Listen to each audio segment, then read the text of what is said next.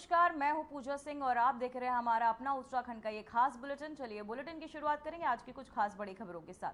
कारगिल विजय दिवस की 26वीं वर्षगांठ के अवसर पर उत्तराखंड के मुख्यमंत्री पुष्कर सिंह धामी ने देश के लिए अपने प्राणों की आहुति देने वाले वीर जवानों को श्रद्धांजलि अर्पित की और राष्ट्र के प्रति समर्पण का संकल्प लिया। साथ ही देहरादून में आयोजित कार्यक्रम के दौरान मुख्यमंत्री धामी ने कहा कि आज कारगिल विजय दिवस के अवसर पर मैं उन सभी अमर शहीदों को नमन करता हूं जिन्होंने देश की रक्षा के लिए अपने प्राणों का बलिदान दिया। ऐसे में हम पर ये एक संकल्प लिया जाता है कि हमारे वीर जवानों के जिन उद्देश्यों के लिए बलिदान दिया, हम उनके सपनों को साकार करने के लिए निरंतर कार्य करते रहें। हमारे में सबसे पहले तो आज कारगिल विजय दिवस के अवसर पर सभी कारगिल में अपना बलिदान देने वाले सभी वीर जवानों को नमन करता हूं, उनको श्रद्धांजलि अर्पित करता हूं। और हम ऐसे दिवस पर ये संकल्प लेते हैं, ये प्रण लेते हैं कि हमारे वीर जवानों ने जिन उद्देश्यों के लिए अपने प्राणों का बलिदान दिया, हम उनकी अपेक्षाओं के अनुरूप हमेशा काम करते रहेंगे, आगे बढ़ते रहेंगे। हमारे जवानों के परिवारों के लिए, पूर्व सैनिकों के कल्याण के लिए, उनके परिजनों के कल्याण के लिए, उनके उत्थान के लिए अनेक काम आज देश के अंदर आदरणीय प्रधानमंत्री नरेंद्र मोदी जी के नेतृत्व में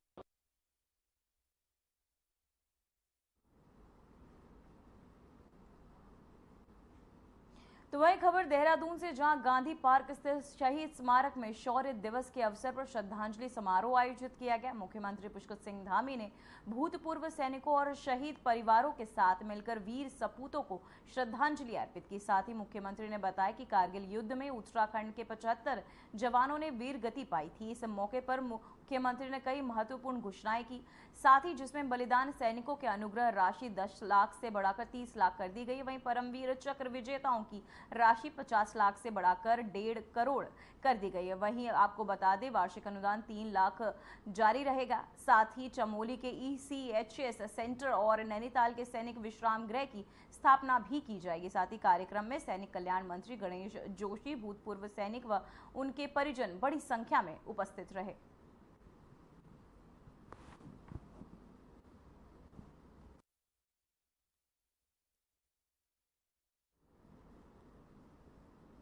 सभी कारगिल में अपना बलिदान देने वाले सभी वीर जवानों को नमन करता हूं, उनको श्रद्धांजलि अर्पित करता हूं। और हम ऐसे दिवस पर ये संकल्प लेते हैं, ये प्रण लेते हैं कि हमारे वीर जवानों ने जिन उद्देश्यों के लिए अपने प्राणों का बलिदान दिया, हम उनकी अपेक्षाओं के अनुरूप हमेशा काम करते रहेंगे, आगे बढ़ते रहेंगे। हमारे जवानों के परिवारों के लिए, पूर्व सैनिकों के कल्याण के लिए, उनके परिजनों के कल्याण के लिए, उनके उत्थान के लिए अनेक काम आज देश के अंदर आदरणीय प्रधानमंत्री नरेंद्र मोदी जी के नेतृत्व में लगातार निर्णय लिए जा रहे हैं। हमारी सरकार भी उत्तराखंड, क्योंकि उत्तराखंड वैसे भी एक सैनिक बाहुल्य प्रदेश है। देखिए, ये जो एक प्रोग्राम ऑर्गेनाइज किया गया गांधी पार्क देहरादून में आज, ये तो हमारा जो सचिवालय है वहाँ से ये ऑर्गेनाइज किया गया है। ये एकमात्र प्रोग्राम आज देहरादून में नहीं है। इसके अलावा एक आर्मी की तरफ से भी हमारा जो चीरबाग में मेमोरियल है, वहाँ पे प्रोग्राम ऑर्गेनाइज किया कारगिल विजय दिवस की 25वीं वर्षगांठ बनाने के लिए। ये हमारा जो एक आप मान सकते हैं प्रतीक है, जो यहाँ पे आपके पीछे ये मेमोरियल बनाया गया है। देखिए, मैं जब ये कारगिल का दौर था तो मैं आर्मी हेडक्वार्टर में पोस्टेड था और उस डिपार्टमेंट में था जहाँ से सारा कुछ बड़ा क्लियर पता लगता था कि हर दिन में क्या हो रहा है। और जैसे कि मैंने अभी थोड़ी देर पहले बोला भी था कि देखो, कारगिल युद्ध में 155 मिलीमीटर की जो गन थी, वही एक सबसे ज़्यादा कारगर गन थी। और हमारे पास अफसोस की बात ये थी कि हमारे पास एमिनेशन पूरा चारों तरफ का रिजर्व हमने यूज करना शुरू कर दिया था। और अगर ये कारगिल युद्ध महीना और चलता तो शायद हमारे पास असले की कमी पड़ जाती। 1999 से लेके अब जब मैं देखो मुझे रिटायर हुआ 8 साल हो गए हैं, अब मैं जब पिछले 8-10 साल का वो देखता हूँ कि इतनी ज़्यादा तेजी और इतनी ज़्यादा एडवांसमेंट मैंने भी नहीं सोचा था।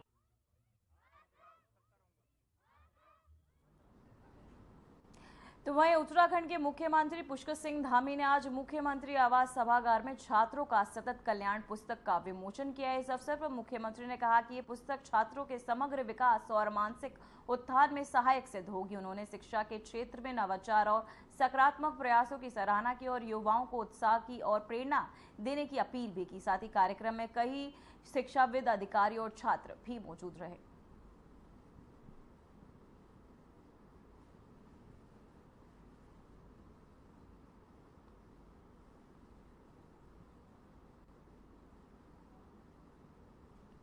तो वहीं उत्तराखंड में धामी सरकार के 3 साल पूरे होने पर जहां सरकार जश्न मना रही है, वहीं कांग्रेस ने तीखा हमला बोला है। पूर्व मंत्री प्रीतम सिंह ने सरकार पर महंगाई, बेरोजगारी, अव्यवस्था और कानून व्यवस्था की विफलता के आरोप लगाए। उन्होंने कहा कि सरकार केवल सांप्रदायिक का सहारा लेकर सत्ता में बनी हुई है और जनता के सवालों का जवाब देना होगा।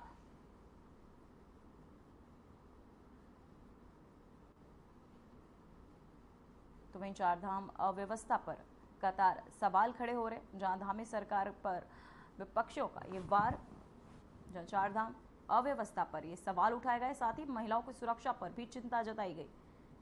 वहीं बीजेपी पर सांप्रदायिक का आरोप भी लगातार कांग्रेस लगाती हुई। साथ ही आपको बताते चले धामी सरकार पर यह विपक्षियों का पलटवार।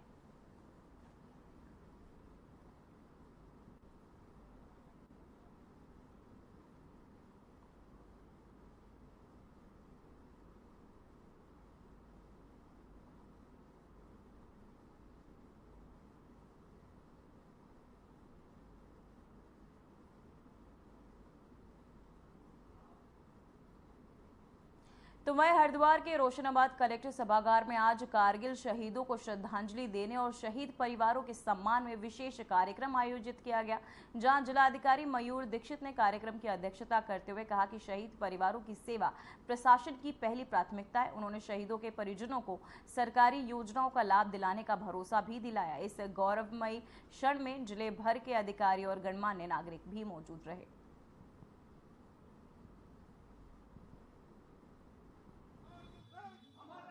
प्रत्येक वर्ष की भांति 26 जुलाई को करगिल विजय दिवस यहाँ पर आयोजित किया गया, जिसमें कि वीर नारियों के द्वारा प्रतिभाग किया गया। साथ ही पूर्व सैनिक यहाँ पर जो हमारे जनपद में वो भी आए हैं। मैं सभी का आभार व्यक्त करना चाहता हूँ और सभी को हम लोगों ने आश्वस्त भी किया है कि जो भी पूर्व सैनिक हैं या उनके परिवारजन हैं, उनके लिए उनके कोई भी समस्या है, कोई भी दिक्कत है उनको, तो ज़रूर उसको हमको बताएं, उसको प्राथमिकता के रूप में सॉल्व करेंगे। और जिला प्रशासन, राज्य सरकार की विभिन्न योजनाएं जो पूर्व सैनिकों के लिए चलाई जा रही है, उसके क्रियान्वयन में भी हम लोग उसको मॉनिटरिंग करेंगे, तेजी लाएंगे।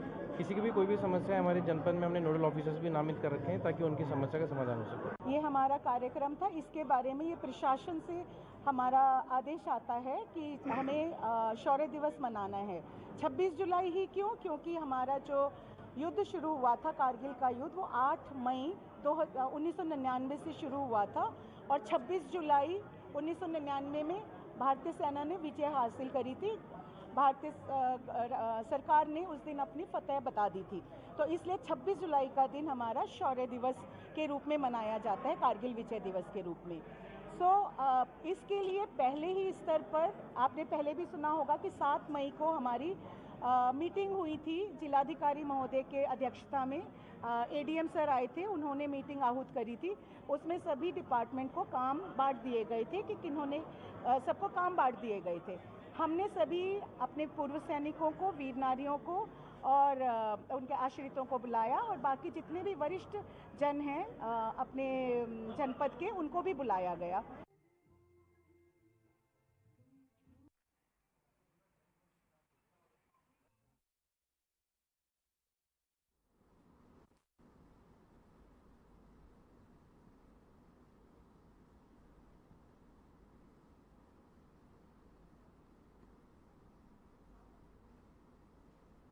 तो वहीं सहकारिता मंत्री डॉक्टर धन सिंह रावत के निर्देश पर बैंक और बहादुराबाद और खानपुर शाखा के प्रबंधक निलंबित कर दिए गए। साथ ही कामकाज में गिरावट और लापरवाही के चलते कार्रवाई हुई। तो वहीं 8 शाखा प्रबंधकों का वेतन रोका गया, जिनका प्रदर्शन कमजोर रहा। वहीं रुड़की, वीटीगंज और मुख्यालय में हुई समीक्षा बैठक में एनपीए 68 करोड़ से घटाकर 40 करोड़ करने का 15 अगस्त तक कंप्यूटरीकरण और सौंदर्यकरण पूर्ण करने का लक्ष्य तय किया गया। वहीं एनपीए 10% से अधिक वाली शाखाओं पर सख्त नजर रखी। वहीं आपको बता दें, डिपॉजिट 20 करोड़ तक पहुंचने का टारगेट भी तय किया गया है।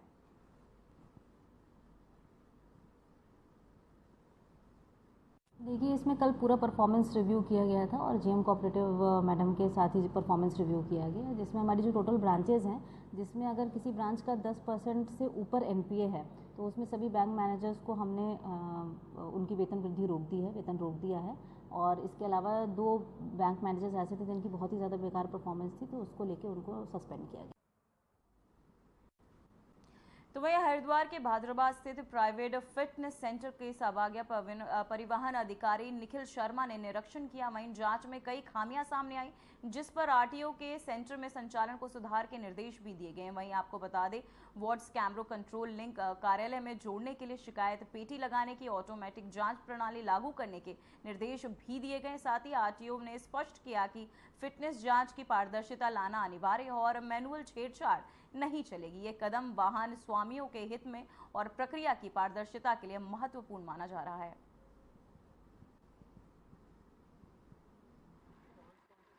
देखिए, फिटनेस सेंटर यहाँ पे जो बहादुराबाद में एक प्राइवेट संस्था द्वारा संचालित किया जाता है, तो आज उसका हमारे कार्यालय द्वारा एक निरीक्षण किया गया है।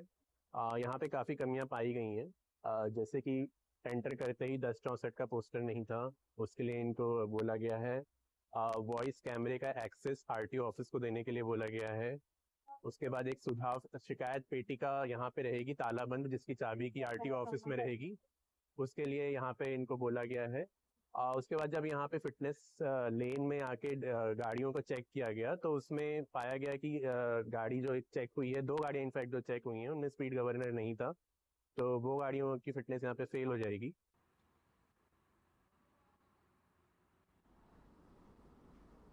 तो वहीं देहरादून पुलिस ने ऑपरेशन कालनेमी के तहत अंतर्राष्ट्रीय धर्मांतरण गिरोह का खुलासा किया है। जांच में सामने आया कि गिरोह पाकिस्तान और दुबई से संचालित हो रहा था, जो भावनात्मक रूप से कमजोर युवतियों को निशाना बनाकर इस्लाम धर्म अपनाने के लिए ब्रेन वॉश करता था।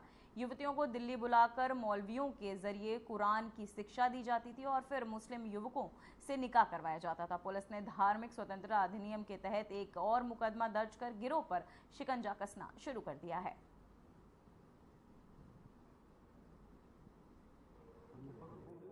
देखिए, जैसा आप लोग विदित है कि कुछ समय पहले आगरा पुलिस द्वारा एक केस धर्मांतरण का ट्रैक किया गया था, जिसमें एक गिरफ्तारी इसमें यहाँ से अब्दुल रहमान की गई थी। और इसी के बाद देहरादून पुलिस जो लगातार आगरा पुलिस के तत्वों के साथ ही साथ अब्दुल रहमान के सारे सोशल मीडिया कॉन्टैक्ट्स और जितने भी इसके यहाँ नेटवर्क थे, उसको लगातार हमारी टीम एक स्पेशल टीम बनाई गई थी, उसमें जांच नेतृत्व काम कर रहे थे। और उसमें हमें एक व्यक्ति का पता चला जो कहीं ना कहीं इस ट्रैप में फंस के, जो धर्मांतरण के ट्रैप में फंस के उसी गैंग के लिए कहीं ना कहीं जोड़ने का प्रयास चल रहा था, जिसका नाम अल्बर्ट नेम जो है मरियम था।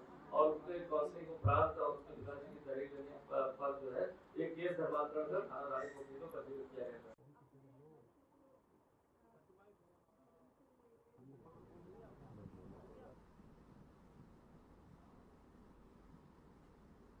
तो वह उत्तरकाशी के ज्ञानशू में शौर्य दिवस पर भव्य श्रद्धांजलि समारोह आयोजित किया गया, जहां कारगिल युद्ध में शहीदों को पुष्पांजलि अर्पित कर श्रद्धांजलि दी गई। वहीं कार्यक्रम में गंगोत्री विधायक सुरेश चौहान, राज्य मंत्री प्रताप सिंह पवार, डीएम प्रशांत आर्य सहित कई अधिकारी शामिल हुए। तो वहीं शहीद दिनेश चंद्र कुमार की पत्नी वीर नारी अनीता देवी को सम्मानित भी किया गया। वहीं राज्य राइफल और आईटीबी पुलिस और एनसीसी के तहत गार्ड ऑफ ऑनर भी दिया गया। साथ ही सांस्कृतिक प्रस्तुति के साथ पूर्व सैनिकों को भी सम्मान मिला। वहीं समारोह में राष्ट्रभक्ति और बलिदान की भावना को जीवंत किया गया।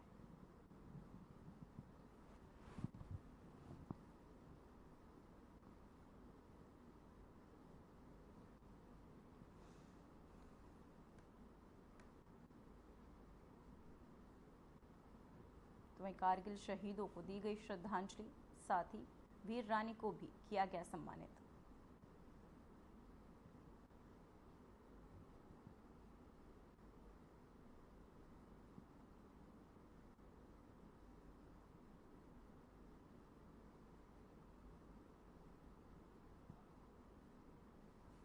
तो वहीं उत्तराखंड की राजधानी देहरादून से एक सनसनीखेज मामला सामने आया, जहां एक युवती को छांगुर बाबा ने धर्मांतरण गिरोह के चंगुल से मुक्त करा दिया। वहीं गिरोह ने युवती का धर्म परिवर्तन कर उसका नाम मरियम रख दिया था और उसकी शादी अबू रहमान नामक व्यक्ति से कराने की तैयारी की जा रही थी। जानकारी के अनुसार अबू रहमान पहले से 3 निकाह कर चुका है। गिरोह की योजना थी कि युवती का मोबाइल तोड़कर उसे देहरादून से भगाया जाए, लेकिन अंतिम क्षण में युवती ने मोबाइल तोड़ने से इनकार कर दिया, जिससे उसकी जान बच सकी। वहीं पीड़िता मरियम ने घटना के बाद समाज से भावुक अपील करते हुए कहा कि कृपया इस तरह के प्रलोभनों से न आए और खास तौर पर अपनी नाबालिग बेटियों को सतर्क रखें।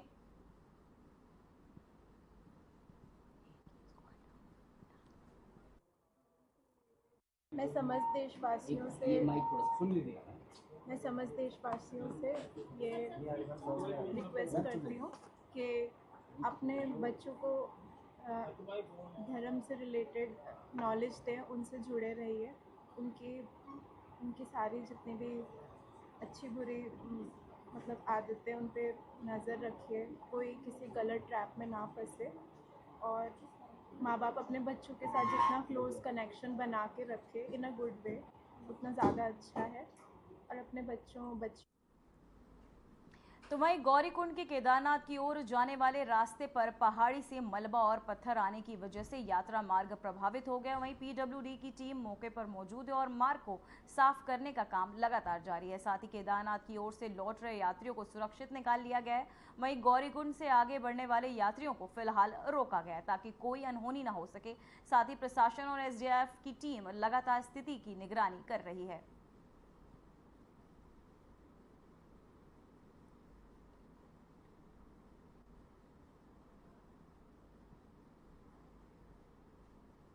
तो वहीं उत्तराखंड के रुद्रप्रयाग जिले से एक बार फिर प्रकृति के कहर की तस्वीर सामने आई, जहां बीती रात अगस्त्यमुनि मुनि ब्लॉक में रूमसी गांव के मध्य रात्रि को बादल फटने की घटना हुई, जिसके चलते विजयनगर सहित कई इलाकों के घरों में पानी घुस आया और कई वाहन क्षतिग्रस्त हो गए। हालांकि राहत की बात यह है कि किसी के जानमाल और की हानि नहीं हुई। साथ ही आपको बता दें कि कृषि भूमि को लेकर भारी नुकसान पहुंचा है, खेतों की मिट्टी बह गई और ग्रामीणों की फसलें पूरी तरह तबाह हो गई है। वहीं प्रशासन की टीमें मौके पर पहुंच चुकी है और मौके का जायजा लेकर प्रभावितों की मदद शुरू कर दी है।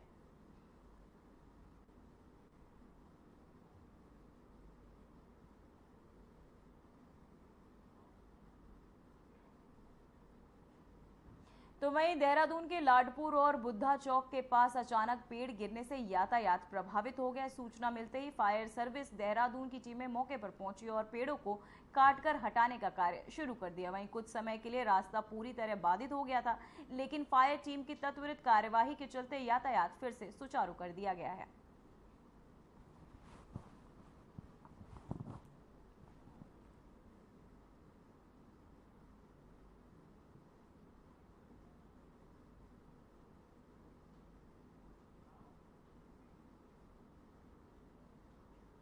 तो वहीं उत्तराखंड में एक बार फिर पहाड़ों का खतरा सामने आया है, जहां रुद्रप्रयाग से मिली जानकारी के मुताबिक सोनप्रयाग के कुछ आगे के क्षेत्र में लगातार भूस्खलन की स्थिति बनी हुई है, जिसके चलते यात्रा मार्ग आंशिक रूप से बाधित हो गया और श्रद्धालुओं की सुरक्षा को देखते हुए यात्रा को गौरीकुंड में अस्थायी रूप से रोक दिया गया। साथ ही घटना की सूचना मिलते ही एसडीआरएफ की टीम उपनिरीक्षक आशीष डिमरी के नेतृत्व में तुरंत मौके पर पहुंची और सतर्कता के साथ राहत व सहायता कार्य शुरू कर दिया गया। साथ ही पीडब्ल्यूडी के श्रमिक वैकल्पिक मार्ग निर्माण में जुटे हुए ताकि रास्ता जल्द सुचारू किया जा सके, जबकि एसडीआरएफ ने मार्ग के ऊपर फंसे करीब 100 यात्रियों को सुरक्षित निकालकर सुरक्षित स्थान पर पहुंचा दिया है।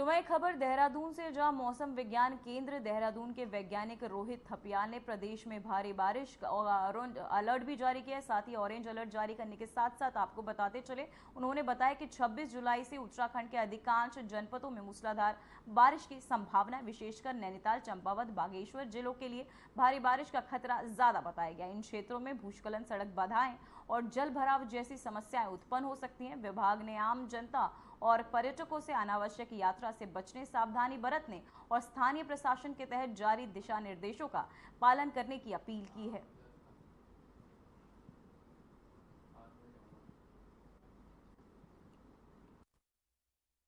बात करेंगे 27 और 28 तारीख को, तो 27 में जो शाम रात से थोड़ी एक्टिविटी बढ़ सकती है, तो उसमें जो बागेश्वर, नैनीताल या देहरादून जनपद है वहाँ पर कहीं कहीं भारी से लेके बहुत भारी वर्षा मिलने की संभावना है। और अन्य जो पर्वतीय जनपद हैं जैसे रुद्रप्रयाग, टिहरी, तो वहाँ भारी वर्षा मिल सकती है। ऐसे ही फिर जो 28 तारीख में भी जो उत्तराखंड के देहरादून, पौड़ी, टिहरी या नैनीताल, चंपावत, बागेश्वर जनपद है वहाँ कहीं कहीं भारी से बहुत भारी वर्षा मिल सकती है। अन्य पर्वतीय जनपदों में भी जो है इक्का दुक्का स्थानों में भारी वर्षा मिल सकती है। तो जो थोड़ा एक्टिविटी बढ़ेगी, फिर उसके बाद जो है एक्टिविटी कम है, तो जो है इक्का दुक्का स्थानों पे भारी वर्षा जो है 29 और 30 में भी मिल सकती है। तो वहीं आपको बताते चले, मौसम विभाग ने ऑरेंज अलर्ट जारी कर दिया। साथ ही लोगों से सतर्क रहने की भी अपील की गई है। जहां आपको बताते चले, खराब मौसम के चलते कई रास्ते भी बाधित हो गए हैं, जिसके चलते कई यात्रा मार्गों को सुचारू नहीं किया गया है। साथ ही आपको बता दें, मौसम विभाग ने ऑरेंज अलर्ट जारी कर लोगों से सतर्क रहने के निर्देश दिए हैं। साथ ही बिना अनावश्यक यात्राओं से बचने के निर्देश भी दिए हैं। साथ ही अपील भी की है लोगों से कि उत्तराखंड में भारी बारिश के चलते लगातार सरकार लोगों से अपील करती हुई यात्राओं के चलते, आपको बताते चले, कई मार्ग जो है भूस्खलन और बारिश के चलते बाधित हो चुके हैं, जिसके चलते कई यात्री भी फंसे हुए हैं। और साथ ही आपको बता दें, लोगों से लगातार अपील भी की जा रही है कि मौसम का पूर्वानुमान देखकर ही घरों से बाहर निकले। तो वहीं उत्तराखंड की आस्था भूमि ने एक बार फिर इतिहास रच दिया, जहां श्रावण मास की कावड़ यात्रा 2025 ने इस बार सफलता का नया अध्याय लिखा है। 13 दिनों तक चले इस आध्यात्मिक महासंगम में कुल 4 करोड़ 75 लाख शिव भक्तों ने देवभूमि में आकर भोलेनाथ के दर्शन किए। ये अब तक का सबसे विशाल और शांतिपूर्ण कावड़ मेला साबित हुआ है। श्रद्धालु जल लेकर हरिद्वार, ऋषिकेश और गंगोत्री से अपने गंतव्य की ओर बढ़े। वहीं प्रशासन के चाक चौबंद व्यवस्था और आमजन की भागीदारी ने इस आयोजन को अभूतपूर्व बना दिया है।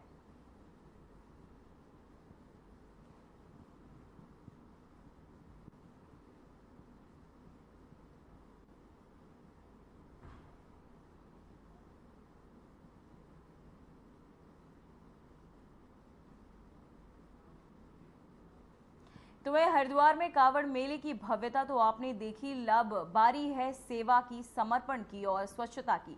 कावड़ यात्रा के समापन के बाद हरिद्वार में स्वच्छ हरिद्वार अभियान की शुरुआत हो चुकी है। सुबह से होते ही गंगा घाटों से लेकर कावड़ पटरी तक चला सफाई महायज्ञ, जिसकी अगुवाई खुद जिले के प्रशासनिक अधिकारी कर रहे हैं। वहीं जिलाधिकारी मयूर दीक्षित, एसएसपी प्रेमेंद्र सिंह जोबाल और एचआरडीए के उपाध्यक्ष अंकुश सिंह ने खुद झाड़ू उठाकर एक मिसाल पेश की। वहीं आपको बता दें कि उन्होंने न केवल सफाई अभियान की शुरुआत की, बल्कि संदेश दिया कि हरिद्वार सिर्फ एक तीर्थ नहीं, एक जिम्मेदारी है।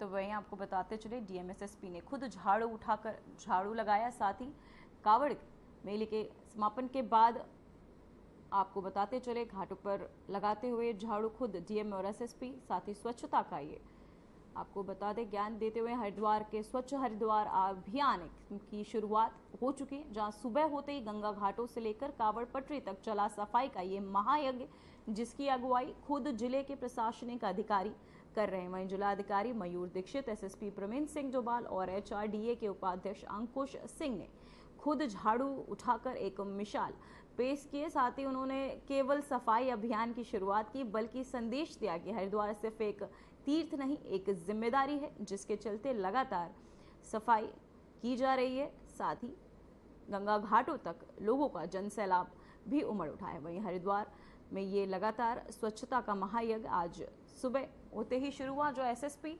और डीएम ने खुद झाड़ू उठाकर सफाई की। साथ ही आपको बताते चले, कांवड़ यात्रा के समापन के बाद हरिद्वार में स्वच्छ हरिद्वार अभियान की ये शुरुआत जो है हो चुकी है। साथ ही सुबह होते ही गंगा घाटों से लेकर कांवड़ पटरी तक चला ये सफाई का महायज्ञ, जहां आपको बता दें एसएसपी और डीएम ने खुद झाड़ू उठाकर सफाई की, जिसकी अगुवाई उन्होंने की। साथ ही आपको बताते चले कि प्रेमन सिंह डोभाल और एचआरडीए के उपाध्यक्ष अंकुश सिंह ने खुद झाड़ू उठाकर ये मिसाल पेश की है। फिलहाल खबरों में बस इतना ही, मुझे दीजिए इजाजत, नमस्कार।